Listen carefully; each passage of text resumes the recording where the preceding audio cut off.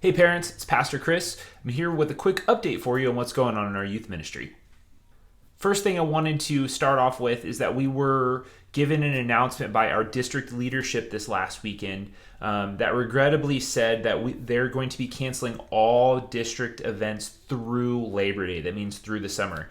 So some of the things that hit that are family camp around the 4th of July, teen camp, and kids camp as well.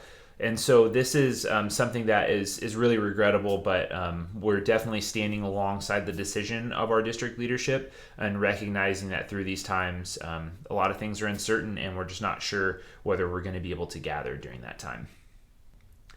Along with the district cancellations, we have a few local cancellations. Our annual mulch sale is not going to be able to happen this year.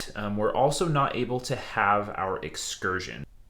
Now, excursion is the event where every summer we invite the 8th graders to go on a camping trip and kind of welcome them in, kind of an initiation into high school in youth ministry. And so we are committed here in our youth ministry and family ministry as a whole that we are to honor and welcome in and steward those transitions of kind of life stages for our young people. And so we are working on making sure that we can have some event for our 8th graders to make sure that they can have that experience as they transition into high school. This brings us on to another good point is that so on June 2nd, the preteens, the 5th graders, will be joining us in the youth group. So if you weren't aware, we are still continuing our Tuesday night youth group Ignite online Tuesdays at 7 p.m. via Zoom. I'll post the link to that down in the email to make sure that you're able to get that. We're also restarted up our Insight Bible studies on Sunday morning at 11 a.m. So similarly, that's on Zoom. You can invite your youth to make sure that they're connecting to that, and so we can study the Bible together. So here in our Stillnaz youth ministry, we are working on ways of how to connect our youth in the middle of the week. Tuesday nights and Sunday mornings are great for connection, but we're really working on how do we stay connected with our youth and communicate information effectively during the week. So a solution that we are moving to here at Stillnaz Youth is we're going to be using an app called Discord.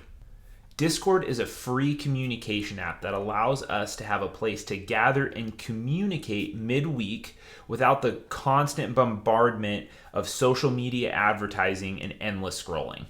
For those of you that aren't familiar, Discord operates on the principle of servers. Now you can think of a server as like a home, but we get to design our digital home or our server to have specific rooms with permissions that certain people can go in and out of. Like for instance, our high schoolers and our middle schoolers can have their own specific chat space.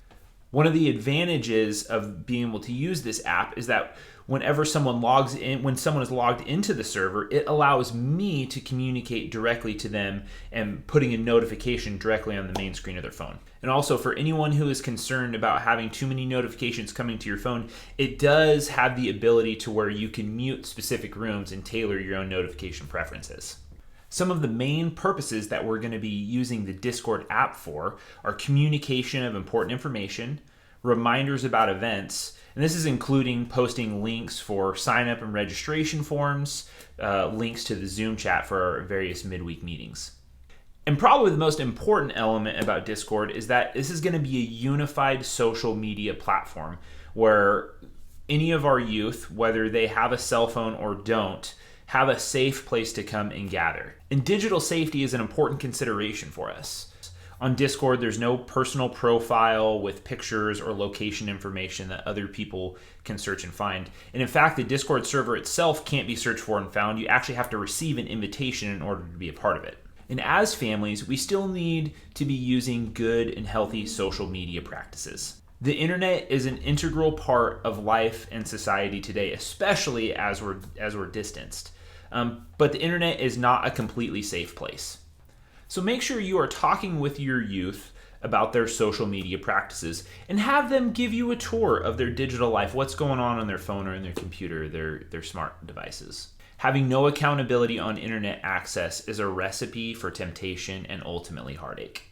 Now, Discord, this isn't just something that we're going to be using for this time during quarantine. We're actually planning on using this long term as a way for us to unify our communication. Now, there are a lot of things being thrown at us in recent days.